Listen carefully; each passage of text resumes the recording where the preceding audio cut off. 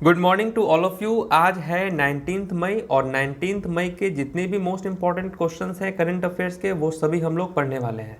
मैं आपको बता दूं कि हर दिन सुबह में 7 बजे से जो है करंट अफेयर्स का क्लास होता है, 9 बजे से जो है वोकैबलरी का क्लास होता है, 11 बजे से स्टैटिक जीके का क्लास होता है। ठीक है, ये 3 क्लास तो फिक्स होते हैं और आप अब जो है 1 बजे से भी क्लास होता है, वो होता है आपका एसएससी सीजीएल 2019 का जो पेपर हुआ है जीके का, उसका होता है। तो आप कोई सा भी तैयारी कर रहे हैं, एसएससी सीजीएल 2020 या सीएचएसएल कर रहे हैं या सीपीओ कर रहे हैं या स्टेनो कर रहे हैं, कुछ भी कर रहे हैं, तो ये सारे सेशन को अटेंड आप कीजिए, आपके लिए बहुत ज़्यादा बेनिफिट होने वाला है। ओके, तो लेट्स स्टार्ट करते हैं हम लोग फर्स्ट क्वेश्चन के साथ। पहला क्वेश्चन आपके स्क्रीन पर यही है और अब हमारे शेर लोग जो है ये क्वेश्चन का आंसर देना स्टार्ट भी कर दिए होंगे कि which state government has recently announced the launch of Rajiv Gandhi Kisan Nyay योजना। कौन सा ऐसा स्टेट गवर्नमेंट है जिसने अभी हाल में ही जो है कि राजीव गांधी किसान न्याय योजना की शुरुआत की है। ठीक है, तो ये कौन सा स्टेट है और इसका करेक्ट आंसर क्या हो जाएगा फ्रेंड्स? इसका करेक्ट आंसर हो जाएगा आपका छत्तीसगढ़। ठीक है, छत्तीसगढ़ आपका राइट आंसर हो जाएगा। छत्तीसगढ़ के जो सीएम है भूपेश बघेल, उन्होंने ही लॉन्च किया है ये। अब क्या है कि आपको जैसे नाम से स्पष्ट है राजीव गांधी, तो जो भारत के पूर्व प्रधानमंत्री थे राजीव गांधी, उन्हीं के जो उनका जो एनिवर्सरी है, मतलब डेथ एनिवर्सरी है, वो होता है आपका 21 मई को होता है और इसी दिन से जो है ये सब चीज़ स्टार्ट होने वाला है। इसमें बेसिकली क्या होगा कि जितने भी फार्मर्स हैं उनको बहुत ज़्यादा बेनिफिट मिलने वाला है, फार्मर्स लोगों को।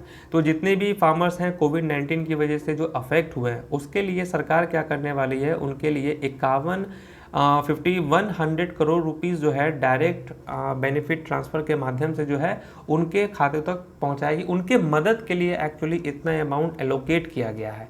ओके, कितने फार्मर्स होगा, इसको कितना बेनिफिट्स मिलेगा कितने फार्मर्स को? तो 1.87 मिलियन जो फार्मर्स है उनको बेनिफिट मिलने वाला है इस अभियान के माध्यम से, राजीव गांधी किसान न्याय योजना के माध्यम से।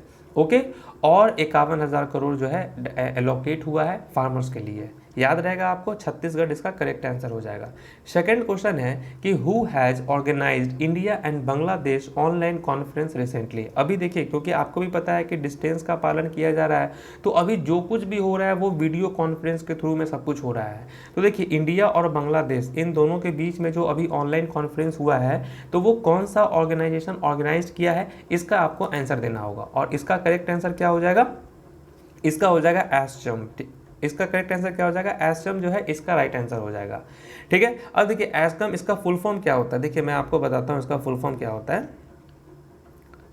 देखिए यहाँ पर हो गया ए फॉर क्या हो जाता है आपका, इसका फुल फॉर्म है आपका द एसोसिएटेड चैम्बर्स। ठीक है, associated chambers of commerce and industry of India. ठीक है, इसका फुल फॉर्म हो गया associated chambers of commerce and industry of India. जो है ये आपका इसी ने ऑर्गेनाइज किया है ऑनलाइन कॉन्फ्रेंस इंडिया और बांग्लादेश का।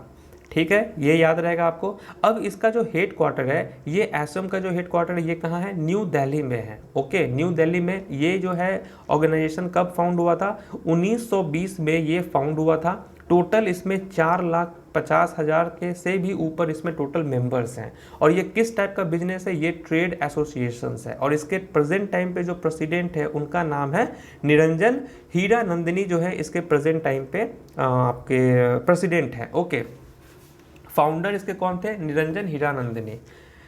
तो चलिए नेक्स्ट क्वेश्चन देखते हैं। नेक्स्ट क्वेश्चन है which country has recently launch 2 satellites जिसका नाम था सिंगयून 201 एंड 202। ठीक है, हाल ही में किस देश ने सिंगयून 201 और 202 नामक 2 उपग्रह जो है 2 सैटेलाइट लॉन्च किया है? कौन सा किया है वो लॉन्च? तो देखिए चाइना जो है इसका करेक्ट आंसर हो जाएगा। चाइना ने ही अभी लॉन्च किया है 2 सैटेलाइट जिसका नाम है सिंगयून 201 एंड 202। ओके, याद रहेगा। नेक्स्ट सेम है। ठीक है, नेक्स्ट क्वेश्चन देखते हैं हम लोग। World telecom day. देखिए वर्ल्ड टेलीकॉम डे ये किस दिन सेलिब्रेट होता है? इसका आंसर आपको शायद पता होगा, शायद क्या, मैं 100% हूँ कि आपको पता ही होगा क्योंकि कल भी हमने इस क्वेश्चन को पढ़ा था। ठीक है, अभी देखिए अच्छा ये हुआ है कि मैं आपको बताऊं कि करंट अफेयर्स मार्च से लेकर, अगर आप देखेंगे मार्च से लेकर जब तक ये सब चलेगा, ना कोई स्पोर्ट्स हो रहा है, ना कोई ऐसा कुछ हो रहा है, इवेंट्स हो रहा है, नहीं कुछ हो रहा है, तो कुछ करंट अफेयर्स निकल ही नहीं रहे हैं सामने, समझ रहे हैं। तो पूछा भी जाएगा करंट अफेयर्स तो वो डेट यही सब आपका पूछा जाएगा, कोविड-19 से रिलेटेड पूछा जाएगा, तो समझ रहे हैं। तो इसीलिए इस बार थोड़ा सा आपको, ठीक है। तो देखिए वही है कि वर्ल्ड टेलीकॉम डे किस दिन सेलिब्रेट होता है, 17 मई इसका करेक्ट आंसर हो जाएगा, 17 मई को ही। नेक्स्ट क्वेश्चन देखिए, वेरी वेरी इंपॉर्टेंट क्वेश्चन है कि which state will host the 11th hockey India senior national women's championship recently. हाल ही में 11वीं जो हॉकी इंडियन सीनियर राष्ट्रीय महिला चैंपियनशिप होने वाला है, उसका मेजबानी कौन सा राज्य करेगा, ये आपको बताना है। तो कौन सा राज्य करेगा ये आप बताइए, इसका आंसर क्या होने वाला है। इसका करेक्ट आंसर क्या हो जाएगा, उत्तर प्रदेश। ठीक है, उत्तर प्रदेश ही होस्ट करेगा आपको 11th जो 11वीं hockey Indian senior national women's championship जो है वो होस्ट करने वाला है। ओके, समझ गए। तो उत्तर प्रदेश होगा इसका करेक्ट आंसर। अब चले हम लोग नेक्स्ट क्वेश्चन। चलिए नेक्स्ट क्वेश्चन आपको ये बताना है कि according to the recently release Lancet report, ठीक है, ये जो लैसेट रिपोर्ट है इसके अनुसार जो है, जो जितने बच्चे लोग मरते हैं, ठीक है, मतलब कि how many % of deaths in India are due to mothers mal nutrition. Okay, इसको हिंदी में देखिए ज़्यादा समझ में आएगा कि हाल ही में जारी लैसेट की रिपोर्ट के अनुसार भारत में कितने % बच्चों की मौत की वजह जो है वो माँ का कुपोषण है, मतलब अच्छे से खान पान नहीं होने की वजह से। सोचिए कितना गरीब है अपना भारत, ठीक है। यहाँ पर आप देखिएगा केवल मतलब 4 से 5 करोड़ लोग ही टैक्स पे करते हैं, और उनके टैक्स पे ही इतना ये भी चल रहा है। आप लोग समझ रहे हैं, 4% ही लोग टैक्स पे करते हैं। तो ये स्थिति आप देखिए ना, इसके रिपोर्ट के अनुसार कि जो बच्चों लोगों का जो मौत होता है लैसेट रिपोर्ट के अनुसार, वो माँ का कुपोषण होने की वजह से, और इसका परसेंट जान के आप चौंक जाएंगे, 68%। सोचिए 68% बच्चा लोगों का जो मौत होता है वो उसका कारण आपका यही रीज़न है कि माँ का कुपोषण, ठीक है, मल न्यूट्रिशन। नेक्स्ट क्वेश्चन आपके स्क्रीन पर यह है कि देखिए how much amount has been allocated to the मनरेगास अंडर द आत्मनिर्भर भारत अभियान टू प्रोवाइड एम्प्लॉयमेंट बूस्ट। ठीक है, मनरेगा आप लोग उसका फुल फॉर्म तो जानते ही है, Mahatma Gandhi national rural employment guarantee act.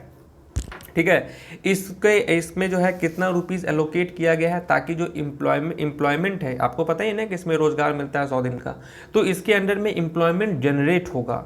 ठीक है, और वो किसके अंडर में रखा गया, किस अभियान के अंडर में, तो आत्मनिर्भर ठीक है भारत अभियान, जो ये आपका स्कीम है इसके अंतर्गत रखा गया। टोटल कितना अमाउंट एलोकेट किया गया है, तो 40,000 करोड़ रुपीस जो है एलोकेट किया गया है।